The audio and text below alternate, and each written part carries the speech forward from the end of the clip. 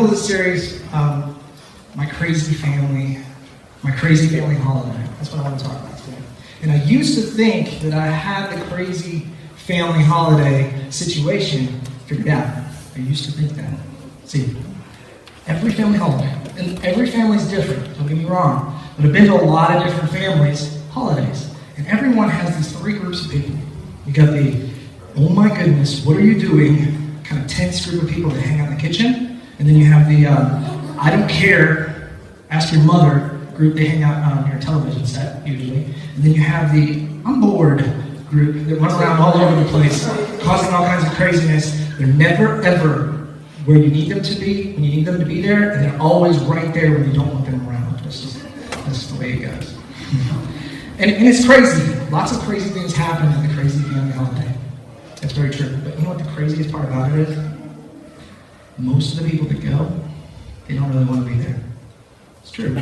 Most of us don't want to be there. And let me kind of illustrate this in a story. I made this up completely. So, Mom and Aunt Susie are in the kitchen, and they're trying to control that tension. You know the tension. It revolves around who's raising their children the best. Right? You know that tension.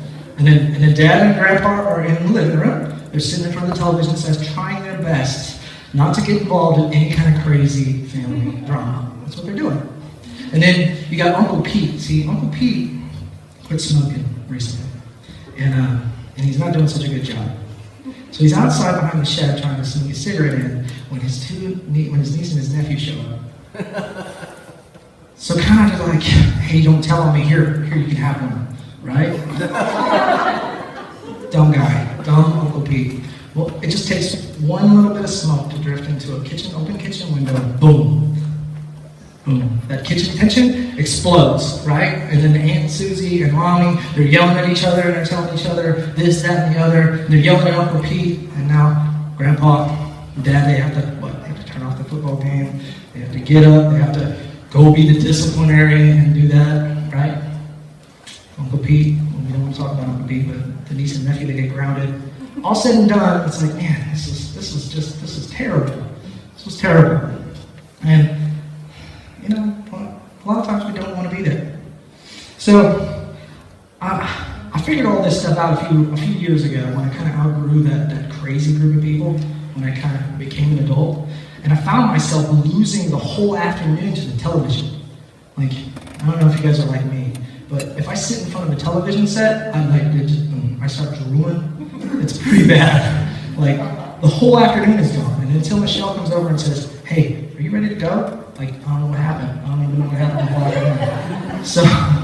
So one Thanksgiving, or maybe Easter, I don't know, I decided I'm not going to do this. I'm going to resist. I'm going to go try and find a different group of people to hang out with. So I found myself in the kitchen. Oh, wow. It didn't take very long being in the kitchen before I had to ask this question. It's a very important question. Why do we do this? Well, every family is different. And in my family, there are, my grandmother has 4 kids, and each of those kids has several kids, so it's like 30 plus people in one house, just craziness. So I asked this question, and my mom had this unbelievably wise answer. She said, Grandma's the reason. Grandma's the reason we do this. This is her family. Although it might be easier for us to go into our own different groups and have our own different families, it's very important to Grandma to have us all in one roof. That way she don't have to travel. She's getting older. That's her. That's my grandma. She doesn't need to be traveling to a whole bunch of different families, right? I got to figure it out, right? This is it. And I love my grandmother. So I'm willing to put up with the crazy family holiday and all the craziness that goes along with it because it's worth it to me to do that for my grandmother. So I took all of that and put it in this little mental box, wrap it up with a bow, and put it on a shelf. You know, that shelf in your head that says, this is the way we do things because this is the way it makes sense, right? Done. Or is it? See, this year something different is happening in my family. Something kind of cool. That's my daughter. That's my oldest daughter right there in my grandmother's hands. It's Kayla Grace. And she's a toddler now. And this is her first Christmas where she actually knows what's going on. Right? So I am so excited. And she's ecstatic. She's not even 3 yet, and she's keeping track of all the different presents that she's going to get at Christmas. And a few weeks ago, getting ready for Thanksgiving, her opa, her grandfather, taught her how to make sugar cookies. So he helped her mix it, and she got the rolling pin out, she got this cute little apron, and now she wants that apron all the time. And she wants to put it on, and she wants to cook, and it's just so mundane. But it's so cute, and it's so awesome. And yeah, I'm a goober dad. It's true. But I love it. I love it. And it's got me thinking, you know what, I think I need to take this box back down. I need to open it back up, and I need to really reassess what's going on, because I don't want to go back to that. I don't want to go back to just doing this because I'm drudging through. I want to be excited about it. I want to be like, this is the family holiday. And so, getting ready for this message, I did a lot of praying on it. I'm thinking about this, and I'm just going to jump to the answer, okay? I can do that. So follow me here. God just put it on my heart that, Matthew, look at these two situations. The different options are because there are two different people at the head of your table. The two different people at the head of your table. On one hand, I have my grandmother, right? We do this for grandma. On the other hand, I have Kaylee Grace. Now, next year, things are going to be a little bit different. Kaylee's going to get a little bit older. Right now, she is the sweetest, most selfish little girl I know. She can say, I need ice cream, in a way to where her grandparents can't resist her. It could be the middle of the day, it could be right before dinner. And I look up and she's sitting in her high chair watching Doc Mike's stuff and is eating an ice cream cone. I'm like, I'm getting ready to eat dinner? Is she going to be capable of that as the years go by? I don't think so. In fact, as things go by, I think we're going to start going back into the same situation we've been in many times before. So, what do we do with this? There's got to be an answer. If we use our imagination, I'm thinking to myself, okay, God, if it's the head of the table, it's who's at the head of the table, I'm getting to be the father and the husband, and maybe this should be my role. Maybe I should be the head of my table, and I should do this in such a way that I can make every single holiday great. Anybody ever felt like that? I think I'm starting to drift over into the controlling group is what I'm doing. Because can you picture that? What could I do? I could get us all together and we can all play, Jenga? We play Yahtzee sometimes. Yahtzee, and usually we can't get Opa to play because he's like, I'm not playing Yahtzee. What can I do? What can I do? And God just says, Matthew, I need to be at the head of the table. I'm at the head of the table. Amen. So, we've been going over the book of Ruth. And it's really good that we've been going over the book of Ruth. Because the book of Ruth is one of the few books in the Bible, few stories in the Bible, where there's a functional family. I don't know if you've read much, but most of the families in the Bible are very dysfunctional. They're all like, don't do that, don't do that, don't do that, don't do that. But you read Ruth, and Ruth's like, hey, they did everything the way God wanted them to do it. So, I'm going to paraphrase Ruth. I'm going to jump right through the whole story because really my point includes the whole story. So you won't be able to follow along with your Bibles. But if you missed the past couple of weeks, I'm going to tell you about it. Ruth. It happens right at the end of the age of the judges. So in Israel's history, first they were ruled by judges. They came out of Egypt. They took over the promised land. They were ruled by judges. And then they got to kingship. So right before that transition, right before they named a king, Ruth, the book of Ruth takes place. And what happens is this family, Elimelech, Naomi, and their two sons, they go through this famine in Israel and they have to move. So they pack up all their stuff and they move east into the land of Moab. And when they get there, the two sons take a wife. And those wives are Moabite women. The first wife is Orpah, and the other one is Ruth. Ruth's our heroine. Okay? So they meet and they marry, and shortly thereafter, Elimelech dies. And then 10 years go by, and both of their sons die. So now you have Naomi's a widow, Orpah's a widow, and Ruth is a widow. You got three widows. And the line, the inheritance of Elimelech is done. The family's done. And then even Naomi's like, I'm done. I'm bitter. I'm going home. I can't do this anymore. I'm going to go back and live as a widow among my people back home. And this is what's crazy. Two daughter-in-laws, both of them are like, we're going with you. We love you. That's supernatural to me. I don't know too many daughter-in-law, mother-in-law relationships where they would be like, sorry, I'm not going back to my family. I'm going with you. I'm going with you. And Naomi's like, no, listen, I don't have anything to give you. I don't have anything I can give you. I can't have babies, and even if I could have babies, by the time they were old enough to marry you, you'd be too old. I've got nothing for you. Please go back to your families. That's the only way you're going to have a life. And so Orpah did, but Ruth didn't. In fact, Ruth has this amazing passage in the scripture. I'm going to read it because it's so good, and we've been talking about it for the past few weeks. In chapter 1, verse 16, she says, Ruth replies, "Don't ask me to leave you and turn back. Wherever you go, I will go. Wherever you live, I will live. Your people will be my people, and your God will be my God. Wherever you die, I will die, and there I will be buried.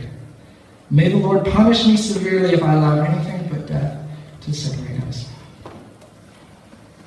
This is awesome. So I'm reading this, and I'm thinking to myself, okay, this is what I need to be preaching on.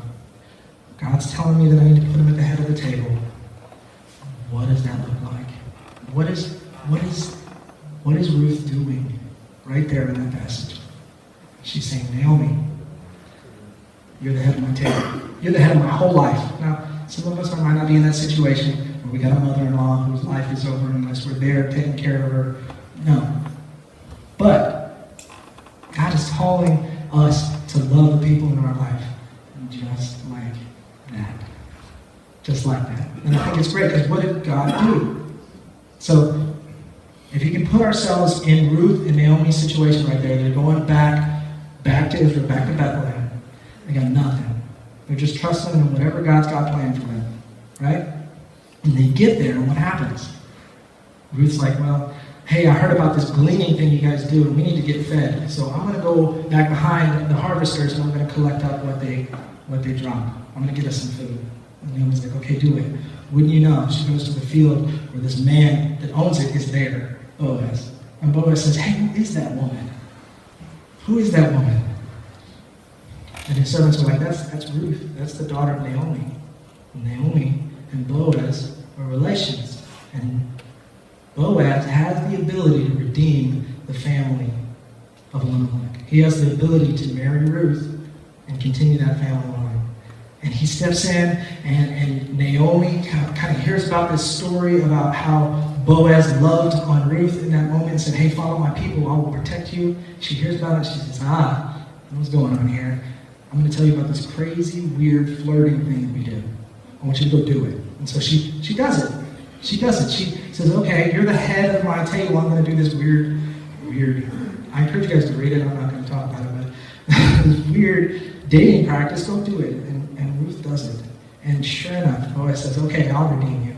I'll redeem you. We're going to go through all of the right legal processes first. He does everything right. They all do everything right. They honor God in all that they're doing. And what happens? What happens?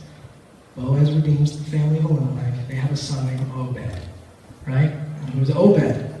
Obed is the father of Jesse. And Jesse is the father of King David. So now Ruth, the Moabite woman, becomes the grandmother of King David, one of the greatest kings to ever walk on this planet. Right? That's awesome. It's like, I got nothing. They started with nothing. I'm just going to follow you. It's so unbelievably supernatural to me. And I think to myself, what could have motivated this daughter-in-law to follow this mother-in-law? What is it? And I find it right back there where we were at. She says, your God will be my God. You know what that means? That means for the past 10 plus years that she's been married into that family. She's been listening to her husband and her mother-in-law and her father-in-law talk to her about the people of Israel and what God is doing there. Teaching them about this faith. What is this? And so she is able to move and be like, I feel like I should be with you, Naomi.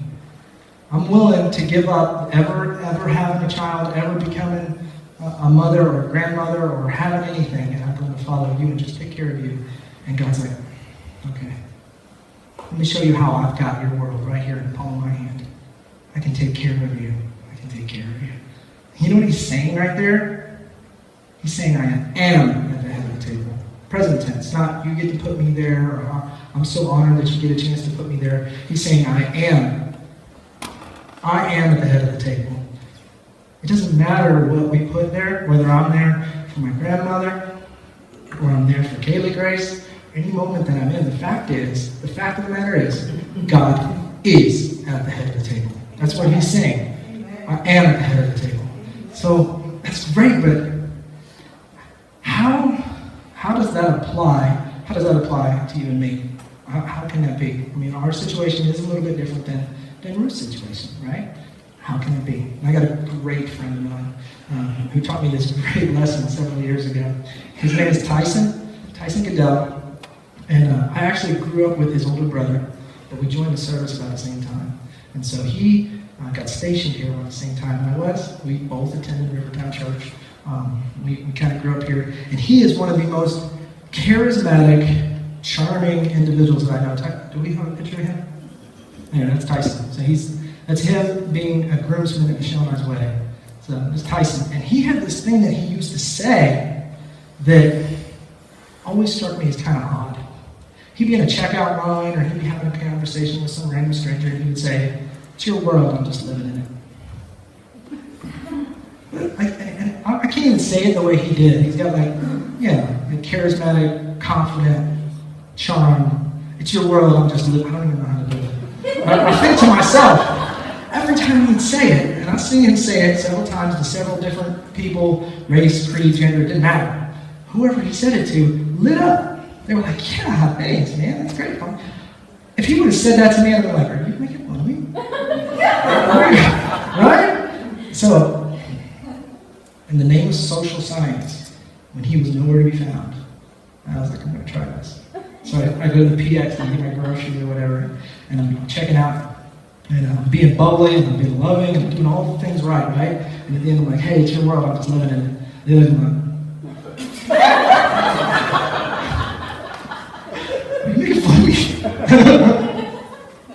like, you know what it was? I spent so much time thinking about that. I was like, how come he can do it and I can't?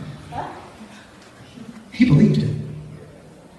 He believed that. He believed that it was their world and that he was just living in it. And see, God makes some pretty charismatic, amazing people.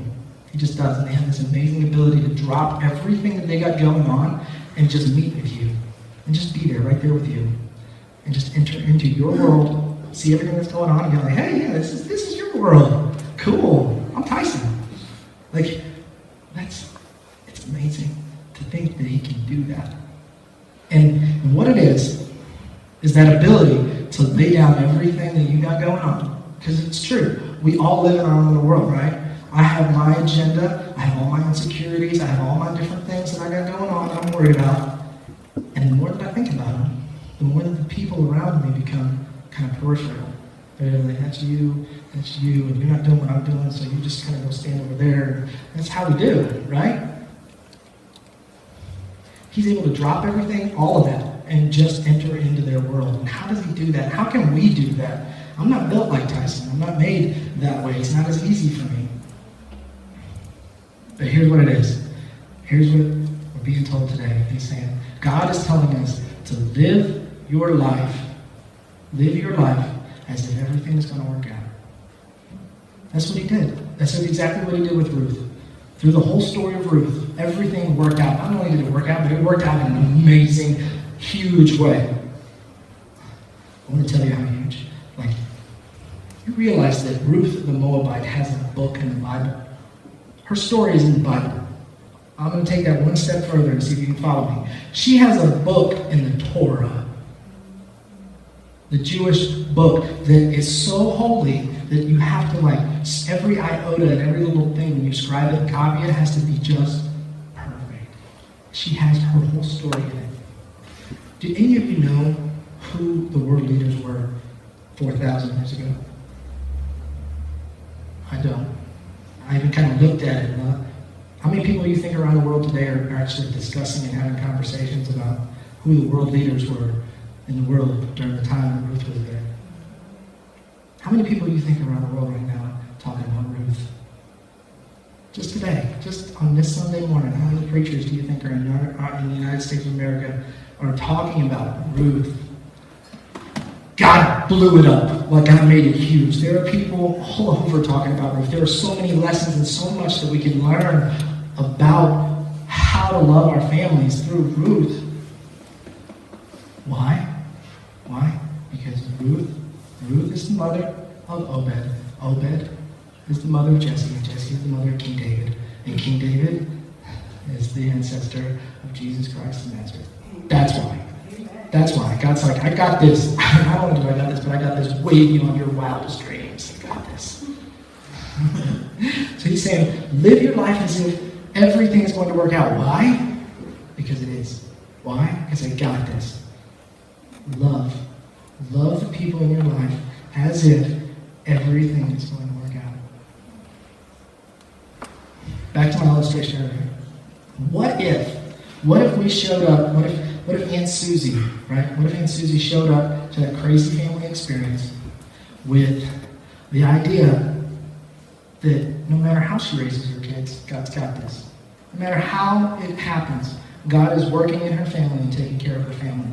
And in that moment, when the tension starts to build, she's able to recognize, oh, wow, I know exactly what Mom is feeling right now. I know what my sister is feeling right now.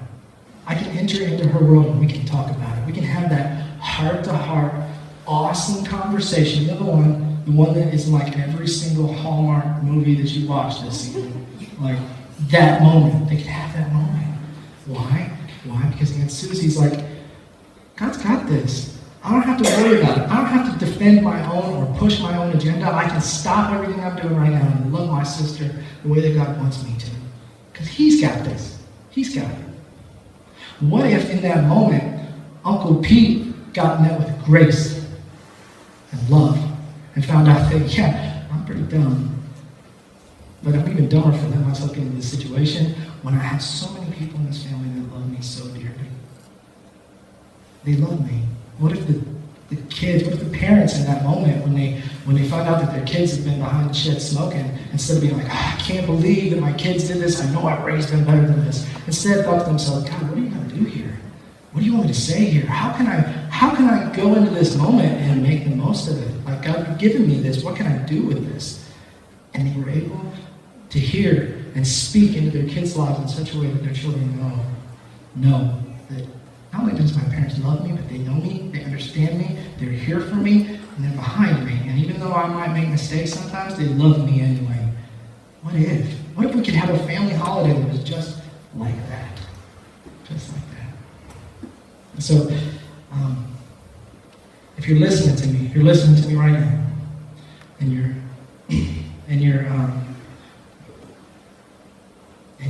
thinking to yourself, wow, that's awesome, that makes sense, but there's something about it that's just not quite right. There's something about it that's just you're resisting. Maybe your life experiences or things that have happened in your life are making you kind of resist what I'm saying, that God has this, that He wants what's best for you. Maybe you're thinking that. You know what that is? It's trust. It's a trust issue. Does God really love me the way that He loves Ruth? Does God really love me the way that He says He does in His Word? And every time, it doesn't matter if you are an atheist or the most devoted Christian on the planet, either end of the spectrum, the answer to the trust question is all, because that's the original issue. The answer to that question is always the cross. It's always the cross. What kind of love is it that the God of the universe, who can do whatever He wants to do, takes a look at all the people in your life that have hurt you, all the people in your life that have done things against you, and sees all the things that you've done to everyone else. And instead of just taking an eraser and being like, it's gone, because He could, instead of doing that, He says, you know what? I'm going to make sure this gets paid for. I love you so much, I'm going to make sure that all those people that hurt you, I'm going to pay the cost of that. I'm going to bring justice to this situation. And that's exactly what He did. He came down as God and lived a perfect life. It was the ultimate sacrifice for you and for me. That kind of love blows my mind. I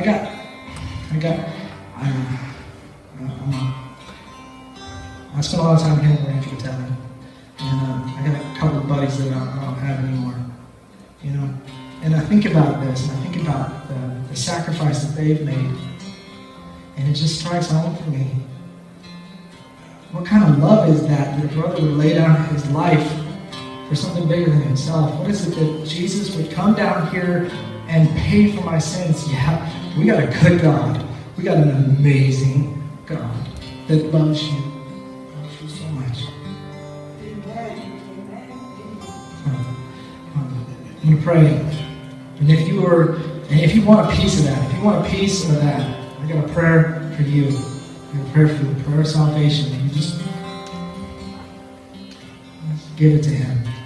You say, I want to be a part of this family.